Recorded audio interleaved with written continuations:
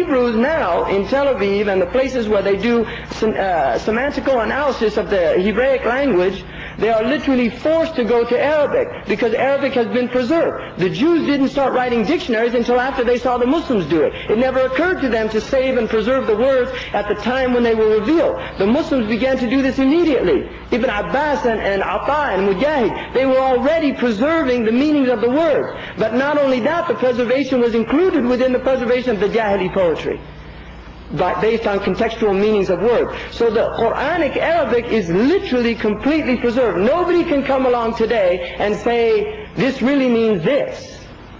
Because you have to say, what's your proof? And they have to give you a proof from either Jahili Arabic or the way the Arabs understood the meaning of the word based on the preservation of the Arabic language through the great lexicographers of this ummah like Ibn Manzur, Al-Fayruz Abadi, Al-Asma'i, who was a great collector of meanings of hadith, Raghib al-Isbahani, who literally collected all of the absolutely preserved meanings of this book.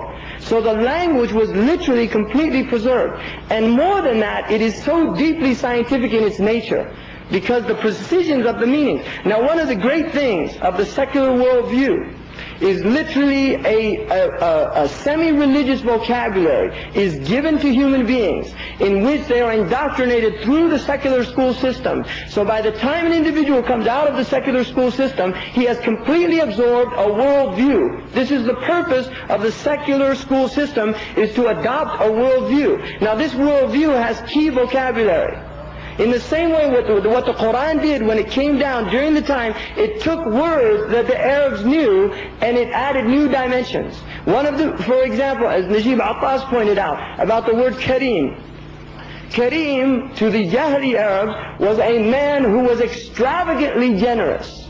But it was based often on his lineage, his tribal nobility. So he had to uphold the name of his tribe, like Hatim al-Ta'i. Because Hatim al-Ta'i was a Ta'i, which was a generous tribe, and he was their Sayyid, he had to be more generous than anybody else in order to maintain his karam. And if he would renege on that obligation, which was a tribal obligation, as well as his own sense of personal obligation. It was a tribal obligation because the Arabs did not like to dishonor their tribes. So karam had this meaning. What Islam did, the Quran literally ties the meaning of karam, and it becomes inextricably bound with the idea of taqwa. That karam cannot exist without taqwa. Inna akramakum indallahi atqakum. So Allah has permanently bound the idea of nobility and generosity with the idea of taqwa. And this can never be broken now within the Arabic language. Because this is, the revelation itself is giving people a worldview, a new way of perceiving reality. This worldview, unfortunately, the Muslims have literally had it taken from them, and they have had it replaced with a secular worldview. And therefore we have Muslims that literally articulate the worldview of the secularists without having any idea that they're doing it. In other words, their minds have literally been colonized. You can colonize a human being's body, but once the chains are broken, you no longer possess him. But once you colonize his mind, you can break the bonds of slavery, this perceived slavery, and you have a slave forever as long as his mind is enslaved and enchained. You see, and this is what happened. The colonials literally came in, and this was the secular worldview. They dealt with Christianity. They destroyed, in the United States, the Catholic and the Catholic Church had the best form of education. They were indoctrinating their people with a religious perspective. The Protestants literally saw their own Protestants began to go into the Catholic, because Protestantism is secularized Catholicism. That's all it is. It is secularized Catholicism. For instance, according to the Roman Catholic Church, usury is one of the grave sins that will put somebody in the hellfire. They believe this in the same way that we believe it, based on the Old Testament. And based on Jesus, according to them, turning the usurers' tables up in the temple and condemning them. The Catholics, in fact, Dante in his Divine Comedy, which is really just a plagiarized ripoff of the Mi'raj, and that's all he did, the 7 heavens and the 7 hells and seeing all these things. He just ripped it off from a description he found in Arabic, and it's considered one of the classics of Western civilization. But in the, and then, a'udhu billah, he in his sick and distorted mind puts the Prophet ﷺ in the hellfire. You see, this is what he does. He stole the whole idea from the Muslims, and that's his thanks. And we know where he's going to be. See, he's going to be, subhanallah. So this, what Dante did, he put the homosexuals and the sodomites in the same place in hell. What they call now homosexuals. They used to call them sodomites. In fact, they don't even use homo, they say gay. The sodomites he placed in the same circle of hellfire as the usurers. Why did he do that? Because sodomy, according to the Catholic understanding, was a crime against nature.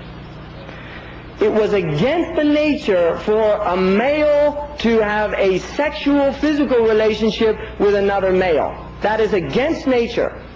And anyone that says otherwise is a sick human being. And the Quran talks about when they chase Lut out, the reason they chase him out is because he was purified. So it shows you the sickness of their, in other words, they're so sick that the impurity becomes the norm and the purity becomes the deviance.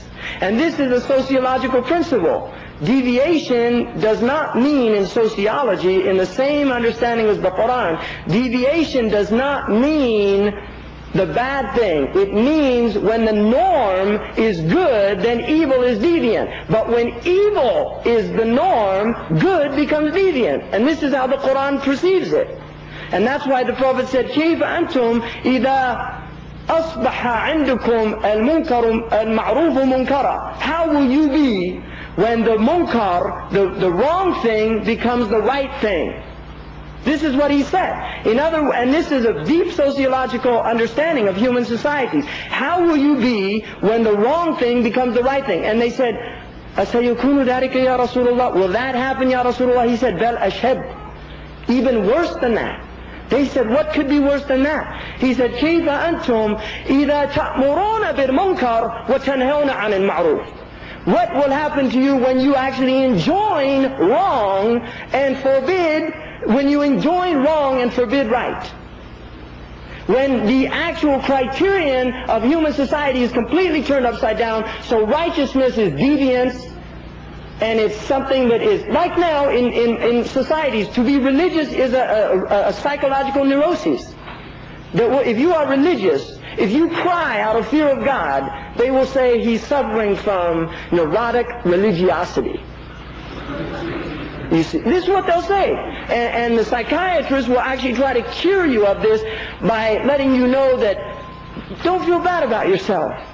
You know, that these taboos are simply social norms. You see, they just change with the times.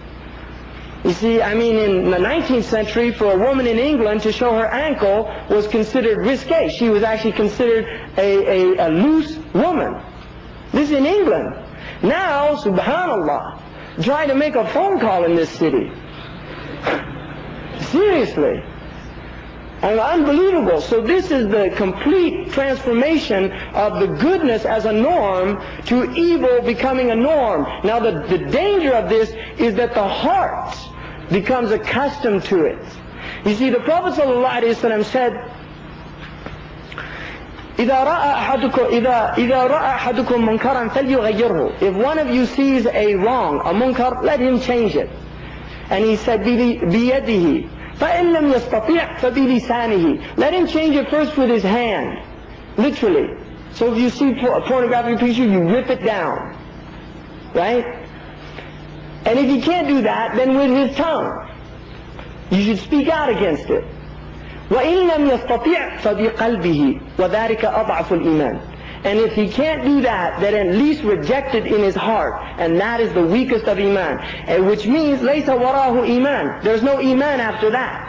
Now what happens when you live in a society where munkar is the ma'ruf, the human heart literally becomes accustomed to it, and you stop, even your own heart, stop seeing it as something that's wrong.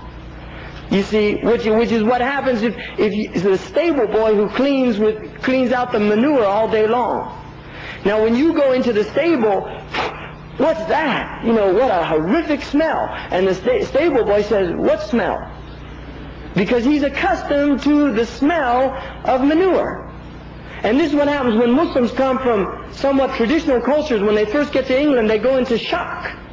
They do. They go into shock. They can't believe it. They can't believe their eyes. How can human beings do it? You bring somebody from the Swat Valley. I mean, unfortunately, now they have satellite discs so they can watch it all on television. But if you bring somebody from the Mauritanian desert, where I was, who's never even seen haram things, and put him in